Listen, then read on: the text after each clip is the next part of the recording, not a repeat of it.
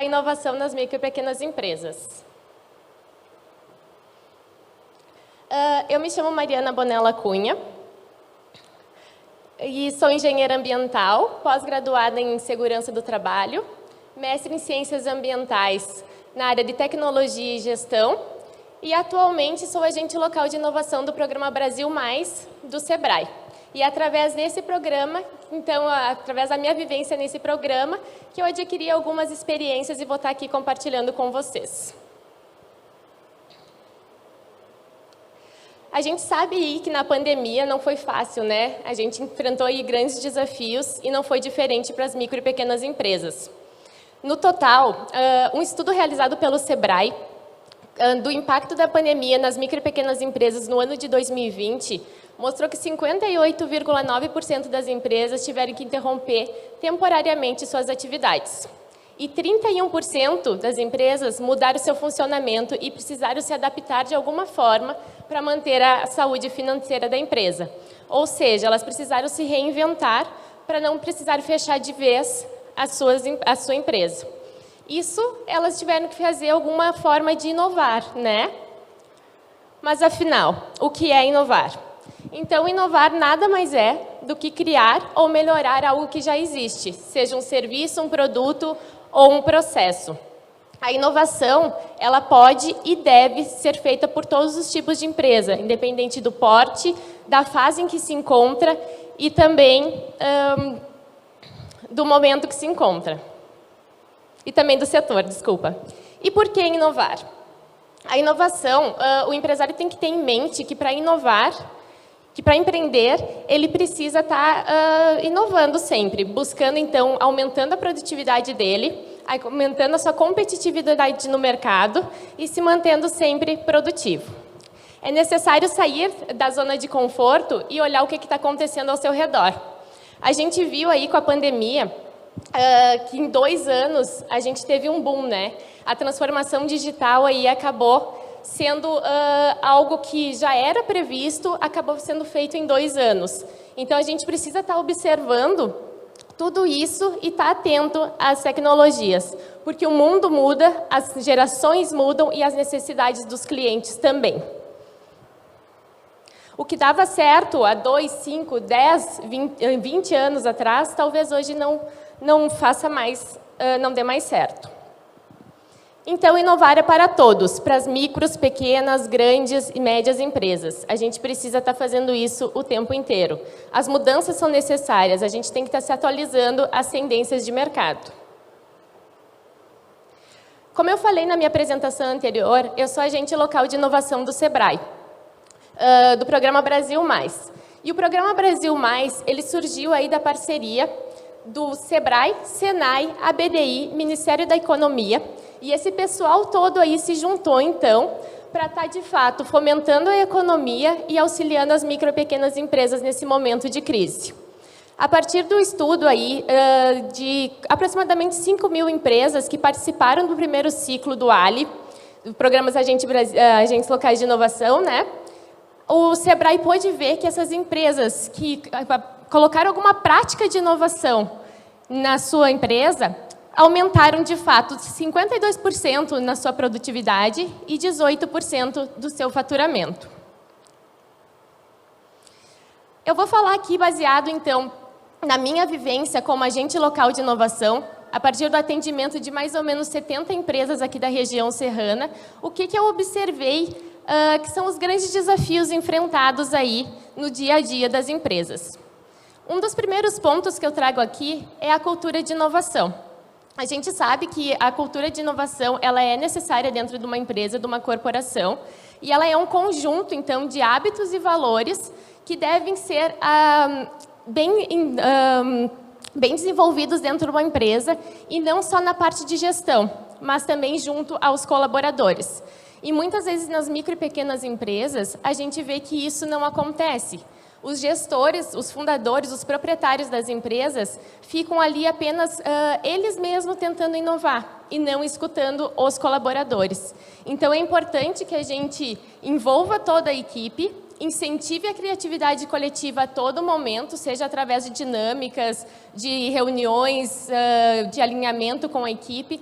É importante que a gente abra esse canal de comunicação com os nossos colaboradores. E valorize os profissionais.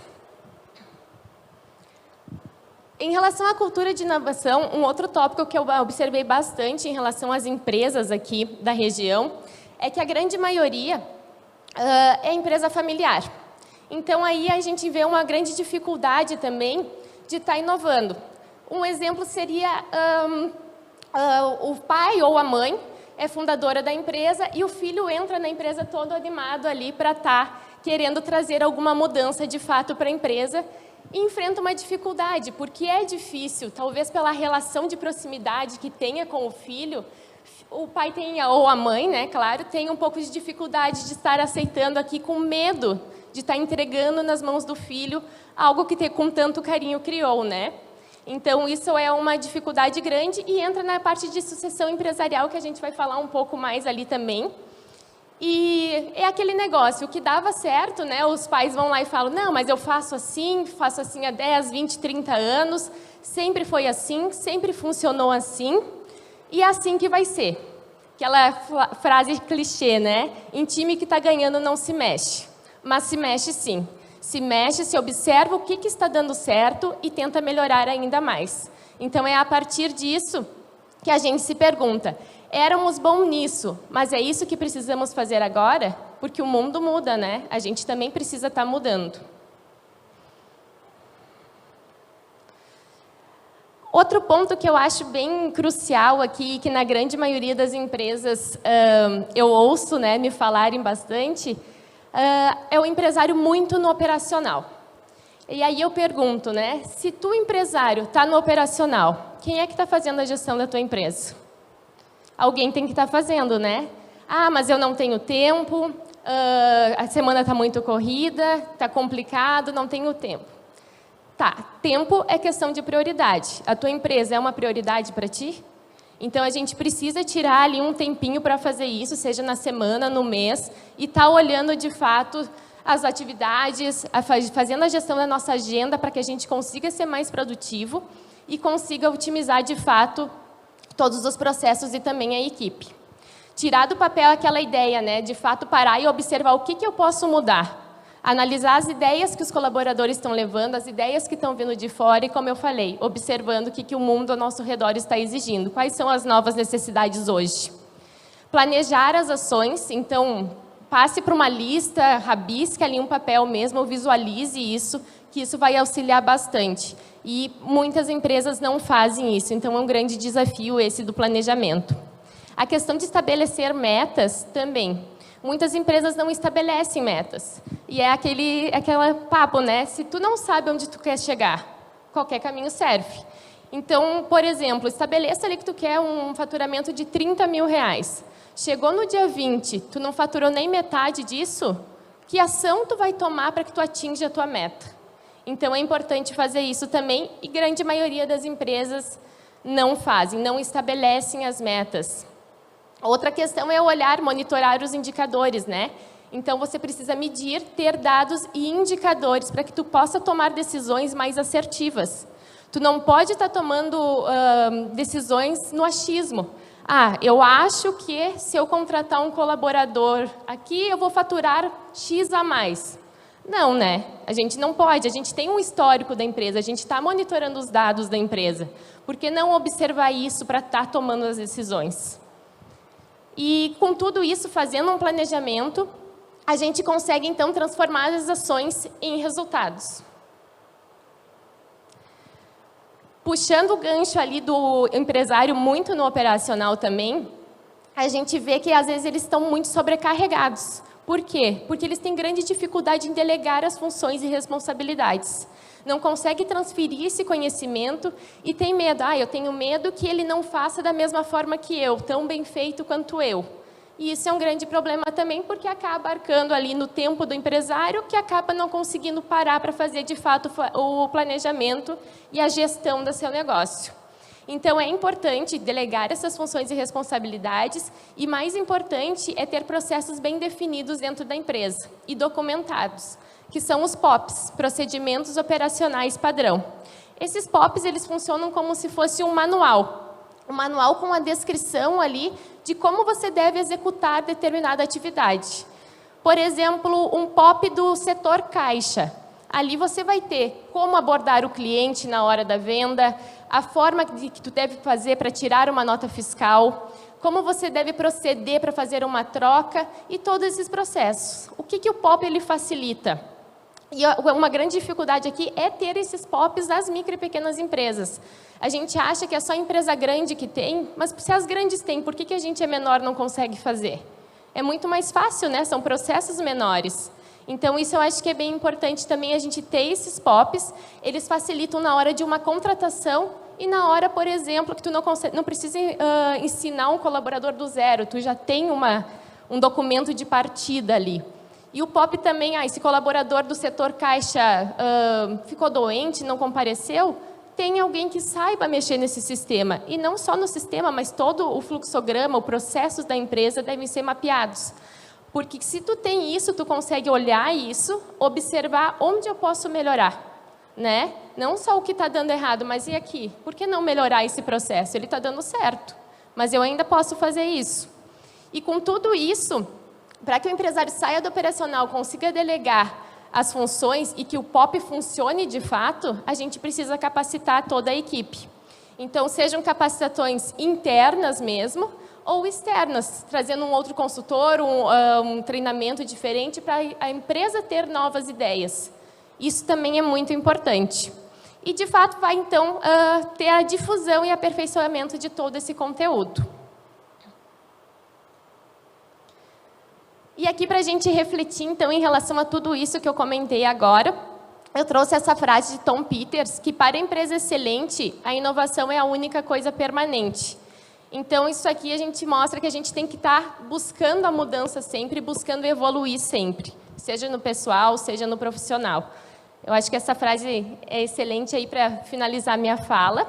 E aí eu gostaria também de compartilhar aqui, chamar, né, dois grandes amigos e empreendedores, para a gente estar trocando um papo aqui sobre vivência, experiências no dia a dia, que é o Fabrício e o Malik.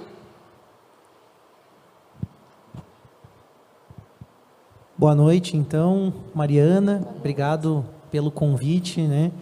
É muito legal a gente poder participar aí com um público tão bacana, né? Conectado aí com tantas pessoas, Orion Park, a Sil Jovem, Sebrae, né? Todo mundo que nos acompanha aí, é muito legal. Então, vou falar brevemente, né? Sou arquiteto, empreendedor, me considero um empreendedor, né?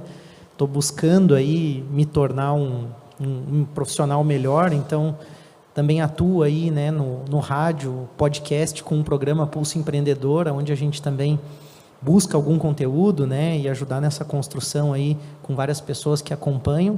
E eu quero comentar em primeiro lugar que a tua presença na nossa empresa, na UBK Arquitetura e Engenharia, foi muito importante. A presença, né, de um programa como o ALI, o Brasil Mais, né, realmente eles nos chamam a esse olhar do que você trouxe hoje realmente, que é a realidade das empresas.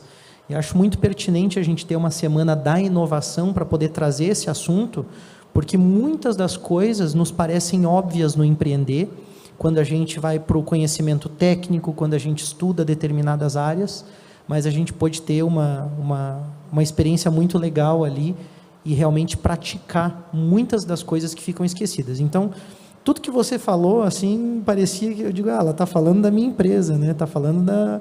Não sei, Fabrício, como é que você se sentiu aí, mas assim... Com certeza. Parece que está falando bem a realidade da empresa da gente, né? E eu acho que o desafio realmente é contínuo. A gente vem de uma empresa familiar, a UBK Arquitetura e Engenharia tem 29 anos. Meu pai fundou a empresa em 92. E aí, lá na empresa, de fato, eu chego... Há 12 anos atrás, eu entrei na empresa. E quando eu entrei, era bem essa sensação, assim, né? Daquele menino que quer mudar a empresa, né? Que já chega querendo implantar um monte de ideias. E a gente se depara com uma série de desafios e percebe que fazer mudanças em algo que está rodando é mais difícil, ou não sei, pelo menos é complexo. Não sei se é mais difícil, mas é complexo. né? Eu pude perceber várias barreiras, aquelas ideias, até porque muitas das coisas meu pai tinha testado, né? Mas muitas coisas também talvez pareciam loucura, né? na visão dele. Eu trouxe aqui algumas anotações, aqui, baseado no que você falou também, no que a gente deve abordar hoje, que diz respeito a essa questão da inovação. Acho que o primeiro ponto é que as empresas familiares, e no caso a minha, não têm essa cultura de inovação. Não é algo presente. A gente fala em cultura, e aí eu acho que a cultura não só da inovação, a cultura organizacional.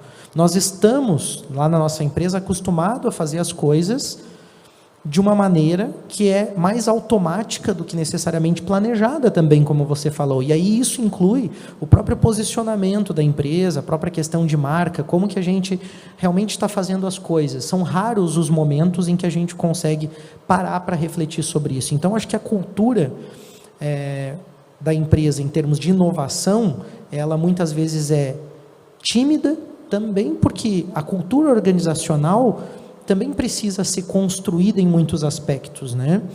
E aí eu vejo esse desafio, né, daquilo que já foi feito, que é seguro, o medo, o mindset, né, a nossa programação mental, as nossas crenças, como uma chave muito importante nesse processo, porque muitas das vezes eu me peguei tendo a mente fechada, não tendo a mente aberta a essas mudanças. E aí o meu pai, que já estava ali há mais tempo, também com uma dificuldade em muitos momentos de aceitar, mas será que isso é bom? Sempre funcionou assim? Né? É um clichê uma frase, mas é uma verdade, é isso que de fato acontece muitas vezes. Né? E aí também existe a tal da zona de conforto, porque você está vendendo, você está girando, você está fazendo as coisas, existe um grau de satisfação dos clientes, existe uma remuneração daqui a pouco que te parece adequada, e é fácil se acomodar.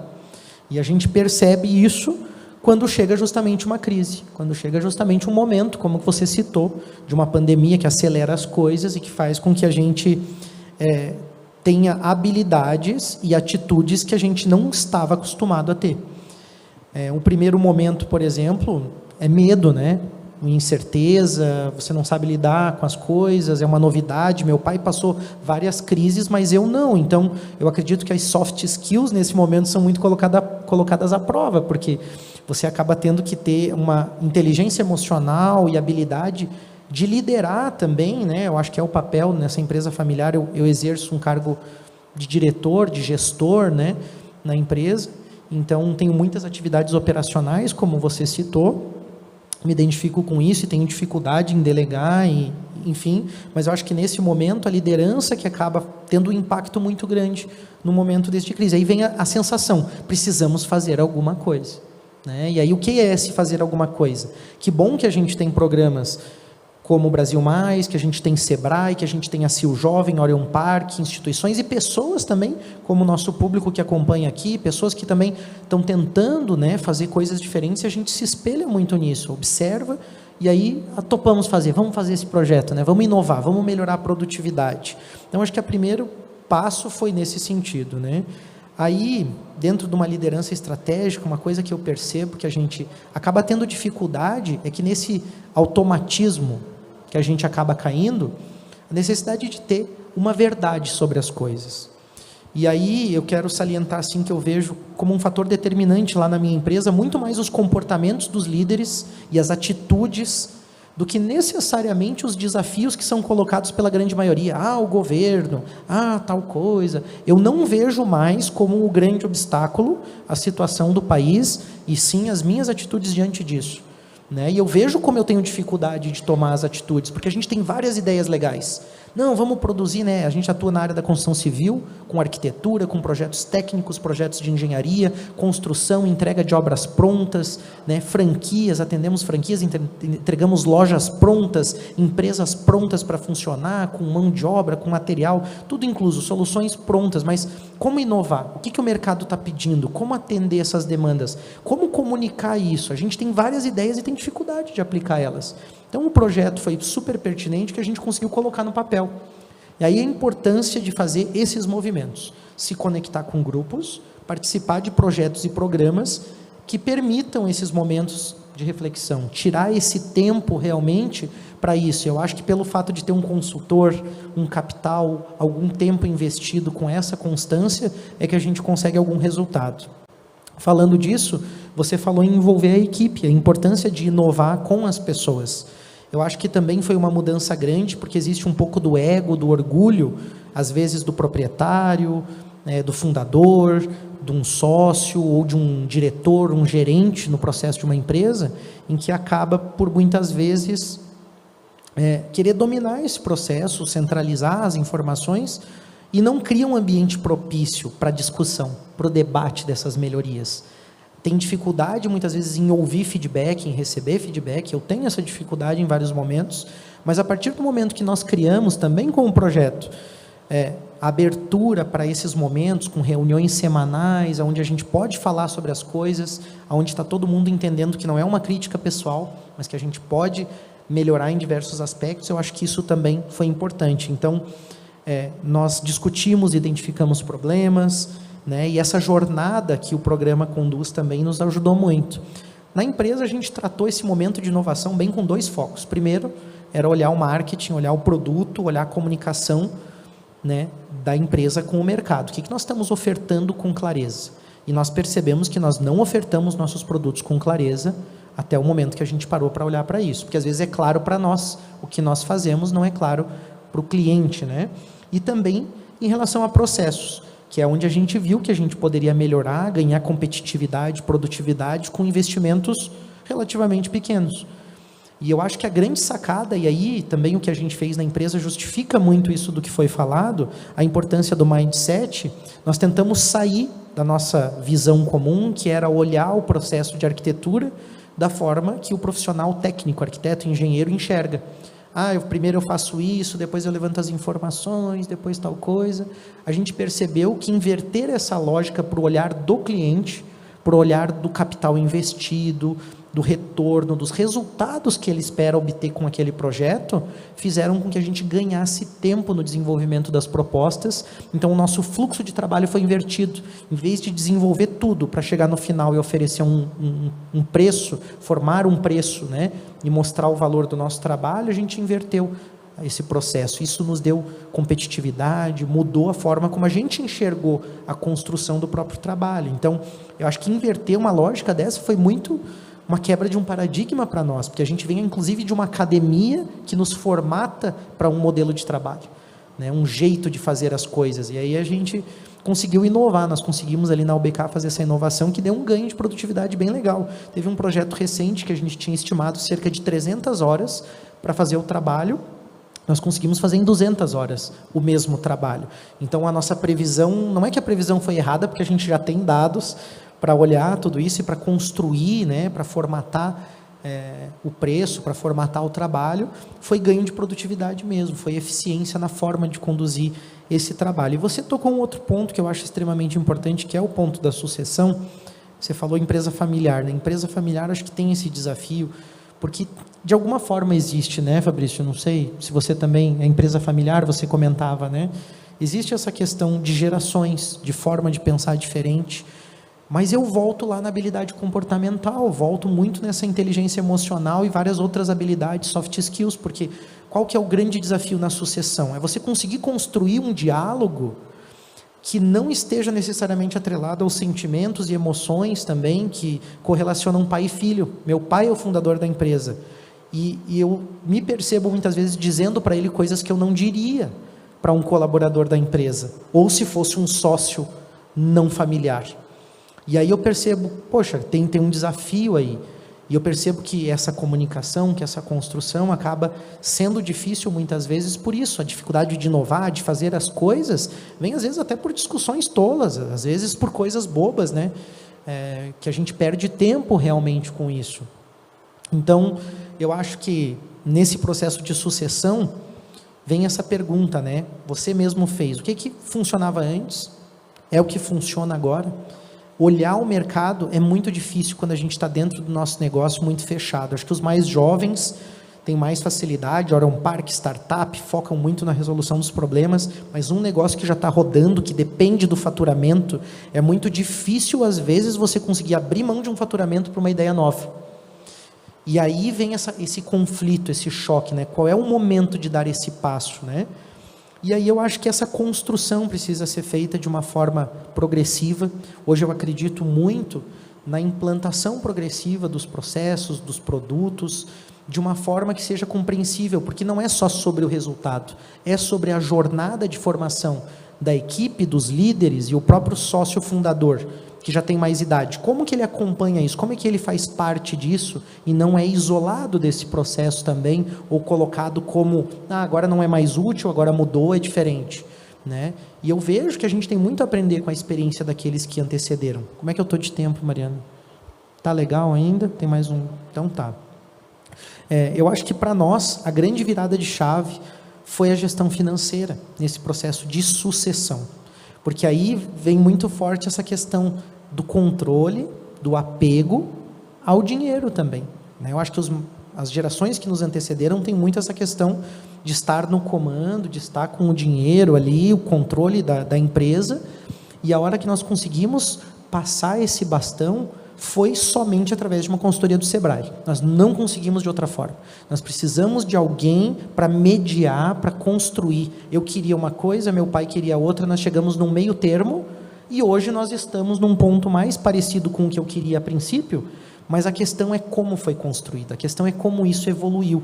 Então, eu acho super importante considerar as pessoas que fazem parte do processo, para que se respeite esse tempo também. Se o objetivo é a construção, preciso respeitar o tempo da equipe, a evolução, a capacitação das pessoas que estão fazendo parte disso também, né? Na gestão financeira, a gente teve muito resultado, né? A gente tinha realmente assim, pouca informação sobre a empresa familiar tem dificuldade em medir. A gente tem poucos indicadores, você mesmo constatou isso conosco lá, né, Mariana? A gente tem poucos indicadores, isso dificulta muito também a discussão, porque aí é uma discussão fundada no quê? Qual é o fundamento da discussão? O que eu acho melhor, o que você acha melhor, o que o membro da equipe acha melhor, ou os resultados que a gente espera atingir? Então, de fato, eu vejo que esse é um desafio muito grande na empresa familiar, né? Talvez as grandes empresas são grandes porque têm indicadores, e não é tem indicadores porque são grandes. Eu acho que isso é que possibilitou esse crescimento, né? Mas a pequena tem, a nossa empresa é uma pequena empresa, a gente tem 7 pessoas hoje atuando no escritório, e mais a equipe de terceirizados e profissionais que fazem parte, mais umas 15 pessoas. Então, esse é o nossa dimensão hoje, e a gente tem bastante dificuldade mesmo em todas essas questões. Eu acho que talvez a maior dificuldade seja também admitir essas fragilidades. E as ferramentas são importantes, 5W2H, análise SWOT, a gente fez esse exercício, tiramos tempo para isso, mas admitir esses erros parece que na empresa familiar dói. Parece que quando você está no ambiente corporativo ou no grupo da CIL Jovem ali, quer discutir um problema. Todo mundo aceita que aquilo é uma deficiência, beleza, vamos lá, o que vamos fazer, vamos resolver. Aqui no Oreo, vamos resolver, vamos. Mas quando a empresa familiar parece que mexe em outras estruturas. Não, mas não é bem assim, isso aí não é uma fragilidade, isso aí foi um problema que aconteceu por conta da pandemia. Não, isso é uma fragilidade nossa. Isso é uma fragilidade nossa, vamos admitir isso, vamos assumir isso. Então, essa verdade é muito importante. E aí vem o papel da liderança. Porque se o líder não quer perceber isso, não quer admitir isso, como é que a gente vai implantar cultura de inovação, né? Como é que a gente vai trazer de fato isso, né? Hoje eu vejo a participação da equipe fundamental, uma equipe muito jovem na UBK, e como essas pessoas têm conseguido dizer, contribuírem, dizerem as coisas que são importantes nos momentos de trabalho, nos momentos de reflexão, nos momentos de planejamento. Isso mudou muito a forma como a gente vê o trabalho. Então, acho que esse ambiente é muito importante, porque também existe na empresa familiar, ou pelo menos na nossa, às vezes a cultura de ignorar a opinião de um membro que é um estagiário da equipe, mas que está tendo uma percepção brilhante muitas vezes, né? Só pelo simples fato, então, que ele é estagiário, a percepção dele não vale? Não é verdade. Hoje a gente tem reconhecido isso, e isso foi fundamental também nesse processo. E aí, falando do planejamento, eu acho que a grande questão é a gente fingir que é a empresa grande já. A gente começou a criar os setores na empresa, de projeto, de obra, financeiro, e ao menos tentar simular, tentar criar esse organograma, essa estrutura, mesmo que a gente não tenha todas as equipes, mas aos poucos e dando também as atividades e responsabilidades para cada um, para que a gente consiga, né, sair um pouco do operacional em alguns momentos. Acho que até no tático a gente ainda é bom, mas quando chega no estratégico a gente tem dificuldade, né? Eu tenho, por exemplo, uma ideia de um produto que eu acho que vende bem, e a gente não consegue colocar ele para rodar com tanta facilidade. A gente tem dificuldade de parar para bolar a estratégia. É exatamente o que você falou, né? Por vários motivos, e eu acho que muitas vezes a gente se esconde na questão da falta do tempo, ou estou muito corrido, mas também existe o fator real que nós passamos agora, que é como que inovar quando a empresa está tendo, por exemplo, prejuízo. Nós tivemos prejuízos durante a pandemia. E também existe um tabu muito grande em falar sobre isso. A gente tinha saúde financeira, fluxo de caixa, e a gente aguentou esse prejuízo por conta da organização que a gente tinha. Mas foi um momento muito difícil, muito tenso. Assumir, reconhecer isso e continuar com o trabalho foi muito difícil. A gente já reverteu essa situação, né, de prejuízos e de problemas que a gente teve ao longo do período, sempre honrando os compromissos, honrando os contratos, né, e eu acho que isso é muito importante também, essa visão do empresário de tipo assim, não, tinha um amigo meu que dizia, custe o gato, do truco, custe o gato, jogue o gato na mesa, gaste o gato, mas não deixe de entregar aquilo que você, né, não perca, né, não perca a rodada, não perca teu cliente, né, banque aquilo que você prometeu. A gente fez isso, eu acho que esse comportamento é muito importante nesse momento, né? E aí planejamos algumas atividades aí, né? Conseguimos organizar algumas coisas, como eu falei, em termos de processos, algumas inovações, desenhamos também uma nova forma de trabalhar, enxergamos oportunidades de mercado novas também, onde a gente conseguiu se cadastrar em alguns programas e a gente atende, né, através de consultorias e consegue também ter bons resultados na empresa através desse tipo de programa que a gente experimentou. Então, o que eu tinha para falar é nesse sentido, né? Depois, claro, estou aberto também a contribuir, perguntas, bate-papo, né? De repente, entre nós, com os ouvintes também, com os participantes, a audiência aí, mas, a princípio, é isso que eu percebi, né? Mas dá para inovar, dá para fazer, só que tem que ter vontade. Aquela história de que é difícil mesmo. Ah, é trabalhoso? É muito trabalhoso. Precisa realmente ter muita vontade, assim como tudo na vida. Acho que a construção de uma família, construção de uma carreira profissional, de uma empresa, de um negócio, de um projeto, tudo demanda presença, verdade, atenção, esforço, trabalho, né? Aquela ilusão de que eu vou criar um produto, um negócio e vender um monte sem ter que fazer nada, uma máquina de fazer dinheiro do meu celular e eu fico sentadão aqui. Eu acredito que é uma sorte ou uma oportunidade para poucos. Para mim, a realidade é construída com muito esforço, com muito trabalho, e aquilo que tem valor normalmente vem do suor de mulheres e homens, né, como vocês que estão aqui, que estão se dedicando a alguma coisa com seriedade. A gente está tentando fazer isso, acredito que a gente está conseguindo, né, mas realmente não é fácil essa questão da inovação. Por outro lado, percebo que uma simples mudança de processo, uma simples mudança na forma de enxergar as coisas pode trazer resultados muito significativos. Então, quando a gente fala em Semana da Inovação, também não acho que precise revolucionar, às vezes, um projeto, uma ideia ou uma empresa. Também acredito, né, que olhar para o Fabrício, para a Mariana, para as empresas de vocês, dos colegas, e pensar assim, o que eles estão fazendo que é legal, às vezes, só, né, uma forma de pensar, uma forma de se comunicar, uma forma de vender diferente já pode dar um bom resultado. A gente tem experimentado um pouco disso com sucesso, acho que a UBK está num bom momento aí, crescemos a equipe novamente, estamos contratando, estamos aumentando, então também estou confiante por essas pequenas mudanças, né, mas tem que ter vontade de inovar, senão a inovação não vai acontecer sozinha. Obrigada, Malik. Eu acho que é isso mesmo, a gente tem que parar e olhar a empresa de fora, né, para a gente enxergar o que de fato a gente pode estar fazendo ali. E, como a gente falou o tempo inteiro, planejar tudo isso. Quer contar um pouco da tua experiência aí para a gente? Como que foi desde o momento que tu assumiu aí a Santa Rita? Sim. Fica à vontade, Fabrício. Bem, boa noite a todos. Como foi dito anteriormente, meu nome é Fabrício, né? Estou me sentindo meio desvantagem que me arrumaram com um radialista do lado, o cara deu um show aqui, pô, né? Mas vamos lá, vamos tentar passar um pouco do que a gente teve de experiência lá com a Mari, com o projeto em si. Eu sou o sócio fundador, lá sócio gerente da Santa Rita Baby. Hoje nós somos uma indústria têxtil, né? Um beneficiamento têxtil. Nós produzimos roupas de bebê até 6 anos de idade, de recém-nascido a 6 anos. Hoje nós vendemos em modelo de atacado, produzimos para atacado, a gente atende todo o sul do Brasil, Paraná, Rio Grande do Sul e Santa Catarina, né? Estamos presentes aí, nós vendemos para as lojas, nosso cliente é o lojista, né? Não é a gestante, não é a mãe, a gente é B2B, né? E contando um pouquinho, né, da minha trajetória aí para a gente poder chegar no projeto, para a gente consiga ter um melhor entendimento. Há 8 anos atrás, estava em Chapecó, concluindo meu curso de administração lá. Eu trabalhava como vendedor de peça de caminhão, trabalhava numa concessionária, né? E ocorreu um fato lá na empresa que já existiam há mais de 45 anos, já está no mercado Santa Rita Baby, desde o tempo dos meus avós. Nossa empresa fica num subsolo e ocorreu um rompimento de uma adutora ali na Avenida Dom Pedro e houve uma enchente, toda aquela água escoou para dentro da nossa empresa. A gente não tinha um sistema de dreno e tal.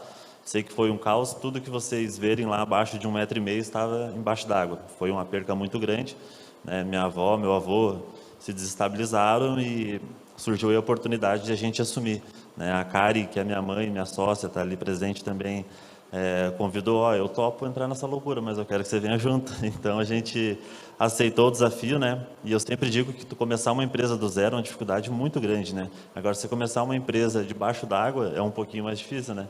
Além do zero, ainda é embaixo d'água. Então, realmente foi essa a realidade quando a gente entrou, né? Pós-enchente, aquele trabalho de minucioso, de um dia de cada vez, um passo de cada vez, um negócio bem trabalhoso, que nem o Malik falou, não tem nada de glamour na história, é muito suor, muito trabalho, acorda cedo, dorme tarde, e a gente vem construindo desde então, nesses 8 anos, né, uma história bem bacana com a Santa Rita Baby. A gente se preocupou em mudar o layout da nossa marca, né, a maneira de como as pessoas veem. A gente observou que, com o longo do tempo, as pessoas vêm comprando cada vez mais marca e menos produto em si. Lógico, o produto é importante, mas você geralmente compra a marca, né? Assim, quando a gente vê um símbolozinho lá, a gente já liga automaticamente a marca. Então, a gente começou muito forte nisso, parte de marketing, propaganda. E o negócio vem funcionando, vem dado certo, né? Até que veio a dita pandemia.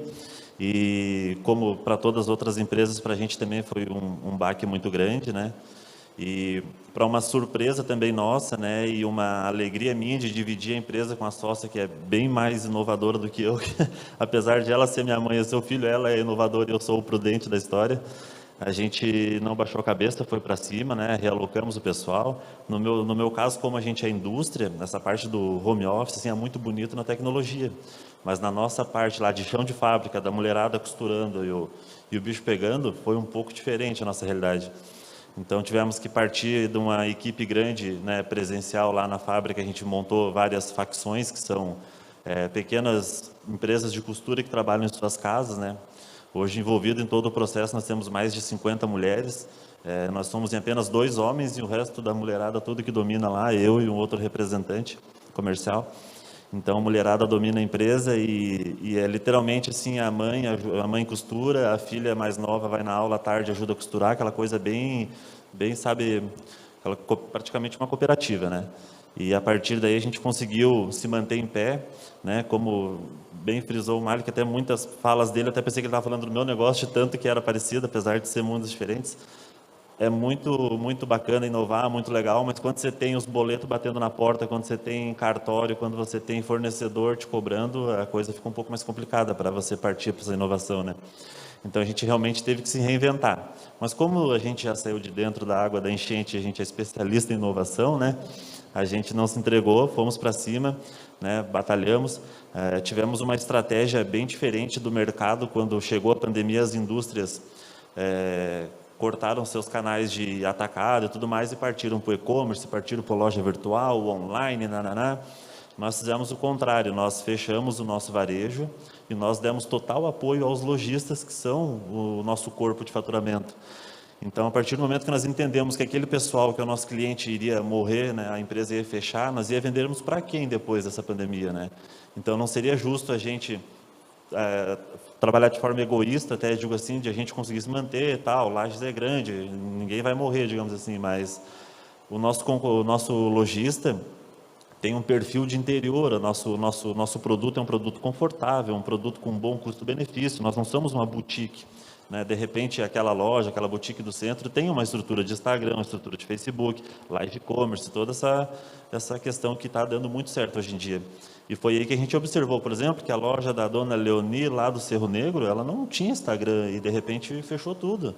Né? Tivemos que dar apoio em que sentido? Né? Em sentido de segurar duplicatas, no sentido de, nós fizemos uma live, contratamos uma profissional aqui de Lages, que literalmente ensinou a mexer no Instagram para mais de 100 lojistas estiveram na nossa live, 100 clientes, aprendendo como que se faz uma live e-commerce, como que se marca um perfil no Instagram, né? Para a gente parece uma coisa tão normal, tão comum, mas até achei interessante um colega que antecedeu a gente que falou que apenas 11% parece ainda no online, né, o comércio. Existe um campo gigantesco, assim, a nossa realidade não é nem um pouco online hoje em dia, nossa realidade é loja varejista, aquela loja boa do bairro, sabe, até aquela mercearia que vende um mundo de coisas, tem um pijaminha e tal, tá, Santa Rita está presente. Então, de repente, essa loja foi a que mais sentiu e foi a que mais precisava da nossa atenção, né? Então, foi aí que conseguimos aquele tão gatilho esperado, que é o da reciprocidade. Depois que o pessoal, tipo assim, passou aquele baque maior, para quem que eles deram valor? Para a marca X, que fechou as portas e abriu um online e quebrou os outros? Não, eles deram atenção para Santa Rita. E foi aí que, nesse ano agora, em maio de 2021, nós tivemos um recorde de faturamento da empresa de todos os 45 anos. Então, em meio a uma pandemia, né, onde, né, a maioria das empresas estão lutando aí pela sobrevivência, a gente conseguiu um recorde de faturamento, né? Realmente foi devido a essa reciprocidade, o lojista entendeu que a gente se uniu, né, e não se fechou, e essa cultura inovadora que vem presente dentro da nossa empresa nos traz muitos benefícios, né? Até então que chegou a Mari lá. E daí, como ela bem explicou ali antes, a gente fica tão focado no operacional, no produzir, no entregar o pedido, no separar a caixa, no embalar, no dobrar, né? Porque apesar da fala bonita, a realidade é, que nem o Mário falou, é dobrando o tip-top, tirando foto para o Instagram, você chuta o escanteio e corre cabecear, né? E chegou a Mari lá e começou a pegar pequenos pontos, né? Coisas que a gente talvez não daria tanta atenção como deveria. E daí depois, até fazendo uma reflexão, eu vi o quanto eu era centralizador dos negócios, né? Hoje a Santa Rita Baby é a única empresa aqui da Serra que tem a parte de modelagem e criação de coleções online, ela é digital, né? Nós não usamos mais aquele molde de papel, é tudo digital. E a gente trabalha com um software bem interessante e eu era a única pessoa num raio de 50 quilômetros que sabia mexer naquilo. E eu achava o cara por saber mexer, né?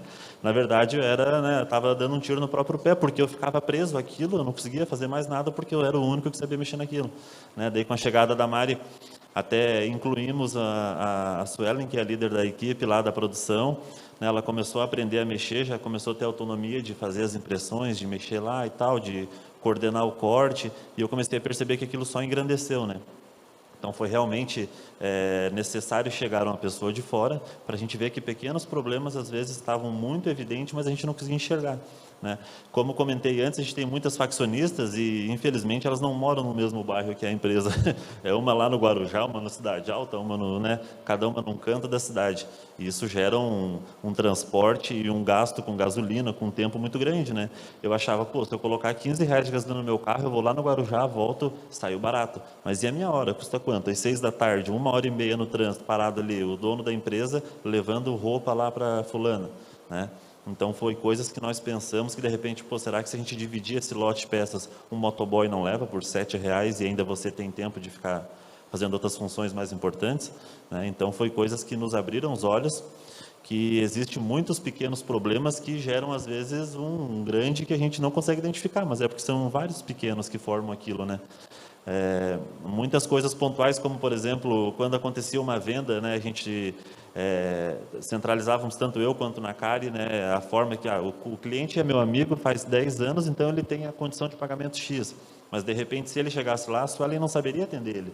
Então, hoje nós temos desenhado, literalmente desenhado, né, até ela me obrigou a desenhar, fazer o caminho de quando chega o cliente, como é que ele paga, quais são as formas de pagamento, quantas vezes faz no boleto, quantas vezes no cartão, né? Então, a gente desenhando e colando na parede tanto o processo de finanças quanto o processo de produção, ficou muito mais claro, né? Quando eu não estou na empresa e acontece um problema, elas correm lá na parede, olham aquele desenho, ó, se acontecer isso, vai ter que fazer isso. Então, ficou muito mais automatizada a coisa, né? Ficou muito mais prático. E A gente vem observado também ao longo desses meses últimos que o mundo vem se cada vez mais focando em especialistas, né? Cada vez mais a gente tem especialistas em áreas e, de repente, o Fabrício achava que ele era especialista em tudo. E eu não sou especialista em tudo, estou muito longe disso. Então, até tu comentou, achei que era a minha história, que tanto eu quanto a Kari, dependendo do assunto, a gente precisa de um mediador. Senão sai fogo, né? Senão a gente briga feio. Então, através de consultorias do Sebrae, a gente consegue ter uma conversa um pouco mais adulta, digamos assim, né? Observamos também, né, que com a Mari lá, que de repente assim, ela pediu os dados, né? Deu para você, putz, os dados, né? Que dados, né? Como assim, que dados? Então, é aquela coisa, se a gente não tem os dados, se a gente não sabe mensurar, como é que você vai planejar, como é que vai saber qual produto que dá mais lucro? É o tip-top ou é o pijama? Não sabia, não sei. Às vezes a gente estava fazendo esforço no produto que dava menos lucro. Então, são várias coisas que nos abriram os olhos e aconteceu uma disruptura, até digo aqui lá na empresa agora, todo o nosso financeiro é feito por uma empresa terceirizada. Como a gente tinha uma dificuldade de mexer com o financeiro, né? Tanto eu quanto a Kari, desde conhecimento até comportamento com dinheiro, nós vamos contratar uma empresa de fora, uma equipe de fora, especialistas em finanças que vão gerir o negócio, né? Hoje a gente só recebe relatórios diários, relatório mensal do que está acontecendo, o que tem que pagar, e a gente de repente não tem mais aquele atrito, sabe? Ficou até mais saudável a relação. A gente consegue hoje ter um dia a dia na empresa muito mais saudável, né? Então, realmente, são através dos encontros que a gente teve, a gente foi identificando o probleminha e tal, né? Eu sempre assim, não, tá tudo certo, desce o Elinho. E aqueles problemas lá, né? O colaborador, né, hoje, né, eu vejo que, como que eu vou dizer quais são os problemas daquele setor, se tem uma pessoa que trabalha lá das 8 às 6 todo santo dia, ela vai saber aquele problema, não sou eu, né? Então, quando eu percebi que, de repente, se eu trouxesse esse pessoal para o meu lado e eles me ajudassem a chegar numa melhoria, a empresa toda ganhava com isso, né? Quando uma pessoa que faz um processo melhora aquele processo, ela também sai ganhando, não só a empresa, o trabalho dela fica mais fácil, fica mais saudável, mais alegre trabalhar naquele setor, porque aquele problema já não atrapalha mais. Até brinco que teve uma solução que uma colaboradora nossa encontrou no corte, que foi realmente assim, um negócio bem surpreendente. A gente tem o corte digital lá, mas quando sai uma impressão, como se fosse uma impressora gigante. Uma impressora gigante que sai a modelagem e aquela modelagem cola em cima dos tecidos onde é cortada. Vem a máquina e corta. E esse papel no tecido é feito com uma cola instantânea, só que ela é temporária. Logo ela perde o poder de cola dela. E nós importávamos essa cola, tal, era uma confusão para fazer a compra disso. E certa vez faltou essa cola no mercado, ficamos sem a cola, e vai o Fabrício correr para todo lado e liga para todo mundo, e vai em tudo que é empresa, e vai por tudo, e nada. Né? Isso passou uma semana, e quando eu retornei à empresa, um certo dia, eu vi a Priscila fazendo o corte, né? Da pessoa, como é que você está cortando sem papel? Não, eu achei mais fácil colocar umas pedras aqui em cima do papel, e daí ele segura, quando eu empurro a máquina ele não anda. Eu pensando, poxa, uma inovação, de repente, é tu trocar uma coisa tecnológica, cara, né, importada por uma pedra. Né? Simples assim, né? Simples assim. Reduziu custos até hoje, faz uns 2 anos que eu não compro, graças a Deus, aquela cola importada. Ainda mais com o dólar, o preço que está. Né? E resolveu o problema. Hoje, se vocês chegarem lá, vai ter uma pedra em cima do corte. Literalmente, é isso, um pedaço de calçamento lá e funciona. Né? Então, não precisa, de repente, um robô mirabolante de R$1 milhão para resolver o problema. Às vezes, aquele colaborador que está lá o dia todo naquele processo tem uma solução tão eficaz quanto a gente que está na gerência tem, né? Geralmente, eles têm bem mais do que a gente. A gente fica, às vezes, tão preso a manter o negócio, aquele ecossistema vivo, tão preso a faturamento, a cliente, a venda, que esquece dos pequenos detalhes, né? E, realmente, o projeto Brasil Mais, junto com a Mari, veio para nos abrir os olhos que tem, sim, muito problema para resolver. E o interessante é que, quanto mais a gente resolve um problema, mais a gente vê outros problemas, né? E eu acho que essa coisa toda também que o empreendedor, não sei se o Malik também, mas eu gosto de resolver problema. Eu até brinco que eu chego de manhã, sento na minha mesa e fico esperando. Qual será que vai ser o primeiro? Dali 2 minutos já aparece alguém com pepino para resolver. É impressionante. Às vezes nem sai de casa, já está bombando, sabe? Acabou isso, acabou aquilo, e fulano, e ciclano. Então, resolver problemas é uma das skills que o empreendedor é obrigado a ter, né? E a partir daí, um dia de cada vez, né? A gente também está muito contente. Estamos em um estágio já bem avançado de inovação, a gente criou vários setores, como tu comentou. nós trabalhávamos de porta fechada, tudo fechado, ninguém fazia a menor ideia, tanto que eu acho que vocês também não fazem a menor ideia que existia uma indústria têxtil em Lages que vende para todo o sul do Brasil.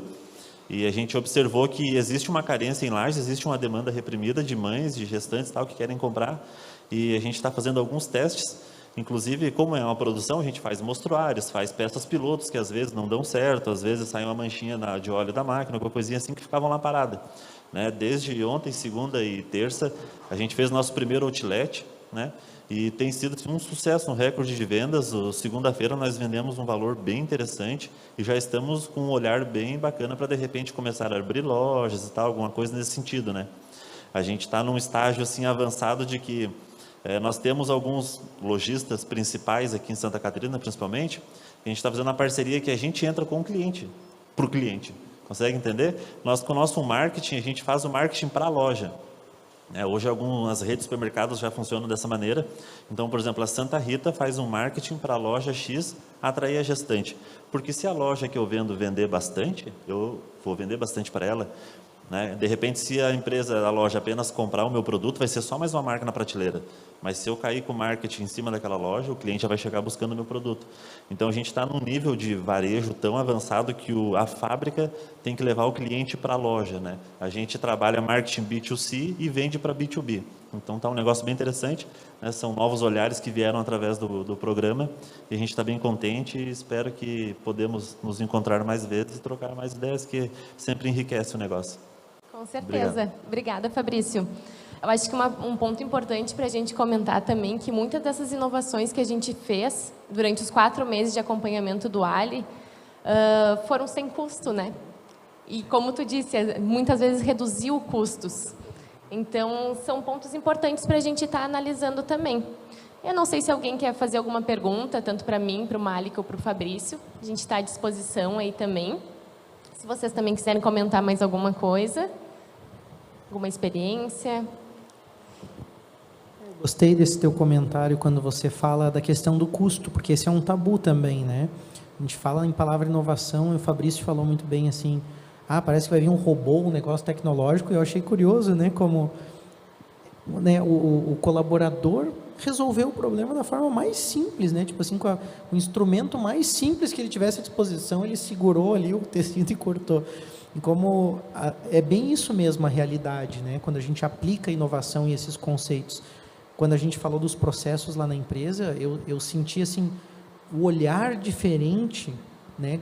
Deu o ganho de produtividade. Só inverter a forma como enxergava a coisa, se colocar no olhar do cliente, a gente perdia tempo, que em arquitetura normalmente se desenvolve um projeto e aí, né, desenvolve a pessoa vai lá, busca uma empresa, desenvolve o projeto de uma casa ou de uma loja. Aí os arquitetos, engenheiros vão lá, elaboram o projeto, mostram um projeto. A hora que a pessoa se apaixonou pelo projeto que está pronto, ela descobre que ela não tem dinheiro para realizar o projeto da forma que está no papel. Né? E aí o que acontece? Ela diz, não, vamos ter que cortar isso, vamos ter que mudar aquilo, O nosso grande ganho de produtividade foi simplesmente perceber isso e inverter a forma como a gente lida com isso. Então nós antecipamos várias atividades antes de elaborar a proposta, o que pode parecer num primeiro momento, não, tem que partir para a execução do projeto, tem que começar a desenhar, tem que começar a produzir, não está produzindo. Não, a gente começou a entender que não é nem o briefing, são outras coisas. A apresentação de alguns materiais são mais importantes no começo dessas atividades, e ali a gente conseguiu reduzir, né, invertendo a forma como a gente faz, como eu falei, né, de 300 horas num determinado projeto para 200 horas, né, então um ganho enorme, né, perto do que a gente tinha estimado, do que são as métricas que a gente já tem conhecimento que levam um projeto daquele, né, porque a gente conseguiu validar as coisas de outra forma. Então, eu acho que esse é um exemplo. Custo nenhum, só ver as coisas de uma forma diferente, né? Então, eu acho que a Semana da Inovação chama um pouco para isso, né? E às vezes está óbvio, está ali na nossa frente, né? Você falou de ouvir a equipe, de envolver a equipe, é bem isso, né? Nesse caso, né? Se a pessoa chegasse lá assim e não desse essa abertura para a pessoa, desliga a máquina, para que não tem cola, não, né? Mandasse o funcionário lá parar, talvez ele não tivesse descoberto aquela inovação, né? Então, acho que esse permitir, esse ambiente de diálogo, esse ambiente assim onde a gente é livre também para exercitar, para errar também em alguns momentos, é super importante, porque muita inovação vai vir dali, vai vir de coisas bem simples. É importante também salientar que eu acho que o segredo principal da inovação é a mente aberta, né? A gente tem que deixar um pouco nossos paradigmas de lado, né, e entender que o mundo como um todo está mudando, né? Eu vejo, de repente, em organizações, companhias poderosas, gigantes, com setores, o negócio mais bem estruturado do mundo, de repente contratando tiktokers de 10 anos de idade para fazer o negócio explodir. Então, vocês vejam o quanto está diferente, né, o negócio. Então, às vezes, você pode ter a melhor empresa do mundo, você é o melhor engenheiro de software do mundo, mas se tu não souber comunicar aquilo com o teu cliente, de nada vale, né? Eu sempre uso o exemplo do dentista, né? Os dois dentistas se formaram na mesma faculdade, fazem o mesmo tratamento de canal, um cobra 1.000, um cobra 100. Às vezes, a gente vai no que cobra 1.000, vai lá e ainda quer tirar uma selfie com a dentista, porque ela criou uma identidade, criou uma marca, criou um brand, né? Então, a gente vê como não é só literalmente o serviço ou só literalmente o produto, né? Tem muita coisa envolvida em si, né? A maneira de comunicar o teu produto com o teu cliente ou o teu serviço é uma das coisas que mudaram bastante, né, nesse momento pandêmico. Hoje eu até brinco que às vezes eu estou no TikTok, eu estou estudando o meu negócio. Né? A gente lança Reels lá na Santa Rita Baby baseado no que está bombando no TikTok. Como é que eu vou saber disso? Olhando TikTok. Né? Então, às vezes, a gente até muda a maneira de estudar o negócio, né? Eu não sei vocês, mas eu adoro o Shark Tank, eu tiro milhares de ideias do Shark Tank, e às vezes eu precisava ir para uma faculdade, ficar 4 anos lá, para poder, né? Hoje em dia, às vezes, você assistindo uma série, assistindo um programa, adquirindo conhecimento gratuito e online, você também tem tanto conhecimento quanto uma pessoa que tem um certificado, né? Então, isso é realmente bem diferente, né? Dentro dessa linha, né, do que você falou, né, eu vejo a importância de estar conectado com os ambientes, com as pessoas, né, porque você está buscando, você está aberto, né, mente aberta, como você falou, mas você está conectado através do TikTok, ou seja, do que for, com as pessoas, e aí a gente tem essas oportunidades, né, tem o núcleo de tecnologia, tem o núcleo jovem empreendedor, tem o núcleo da mulher empresária, tem associativismo, tem cooperativismo, tem Orion Park, tem diversos ambientes onde isso é importante. Aí, o próprio Sebrae, você circular por esses ambientes também é que vai te dando essas possibilidades de conexão com ideias e coisas simples, assim. Então, acho que também é super importante esse movimento, porque eu me pego muitas vezes fechado dentro do negócio. E a gente está tão ali no dia a dia, tão ali dentro que a gente é uma bolha, assim, né? Esquece de entender o mundo, né? Às vezes eu me pergunto, assim, né? Será que a gente está olhando isso com verdade, assim? Será que o mercado da construção civil em que a gente atua realmente quer isso que a gente acha que ele quer? Né? Então faz uma pesquisa, então faz um movimento, toma uma atitude, né? A gente fez as pesquisas também com os clientes e como é importante, às vezes, a gente ouvir, né? E não achar as coisas, né? E aí as métricas, o ter dados mudou muito para a gente, assim, poucas informações confiáveis já mudaram muitas decisões na empresa, assim, a gente achava muita coisa. Realmente, a conexão com pessoas é algo muito importante, né? Eu vejo que até quando eu estava aqui, eu já vi o meu próximo cenário de lançamento de live, de coleção, a nossa próxima live, o cenário para lançar a coleção Inverno 2021, já tem um projeto de arquitetura lá para casa, então é conexões, a gente vai, né, se conectando a pessoas e engrandecendo o negócio como assim. E puxando o gancho, então, que vocês estavam falando de estar fazendo parte desse ecossistema de inovação, a gente está com as inscrições abertas aí, para a gente ir encaminhando para o fim, que eu acho que o nosso tempo está curto. A gente está com as inscrições do Programa Brasil Mais. As inscrições são feitas através do site brasilmais.economia.gov.br. O Programa Brasil Mais, ele é um acompanhamento do agente local de inovação durante 4 meses, né? Então, como o Malik e o Fabrício comentaram aqui, a gente tem uma metodologia que a gente aplica, identificando os problemas da empresa e encontrando soluções, e, além disso, criando um plano de ação para tudo isso. E, através de tudo isso, que a gente consegue alcançar os resultados. O programa também ele é gratuito e a gente pode estar atendendo as micro e pequenas empresas. Quem tiver alguma dúvida também, fique à vontade para me chamar ali pelo WhatsApp, me ligar também, que a gente vai esclarecendo aí algumas coisas. Não sei se vocês querem comentar mais alguma coisa também para a gente encerrar. Eu agradeço a participação de vocês. E é isso. Só um comentário final. Eu tenho outros projetos. Eu comentei do Pulso Empreendedor, tenho um empreendimento em andamento. né? E eu tenho visto um movimento muito grande de pessoas irem em busca de sonhos também, de projetos novos. A gente tem alguns colegas, amigos aqui que eu sei que estão lutando por ideias inovadoras. Então, mesmo quando não é uma empresa familiar, ou mesmo que você faça parte de uma empresa familiar, considere a ideia também de você tocar um outro projeto, uma nova ideia na tua vida. Eu acho que essa semana nos conduz também um pouco para isso. Às vezes a inovação pode ser que, eu já me perguntei isso em vários momentos, não seja manter o negócio. Por muitas vezes, na nossa vida, a gente precisa tomar a decisão de obter, né, resultado através de outro projeto, através de outra ideia. Então, acho que a gente também não gosta muito de falar nisso. No Brasil é visto como fracasso, né, mas eu hoje tenho iniciado outros projetos porque eu acredito que algumas coisas vão servir para alguns objetivos, mas é que eu preciso também buscar a minha realização através disso. E aí, eu acho que a inovação também parte disso. Tem um amigo meu que diz assim, e eu acho que ele ouviu isso em algum lugar, talvez vocês saibam, que você tem que criar uma empresa para, vamos dizer assim, derrotar a tua empresa, para ser maior que a tua atual empresa. E isso traduz um pouco o conceito de inovação.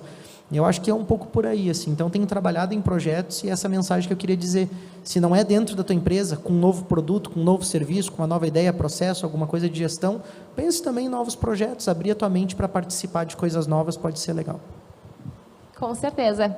Quero agradecer o convite aí, então, do pessoal da CIL pela participação e a presença de todos. Obrigada, pessoal. Uma boa noite. In my heart to hit it.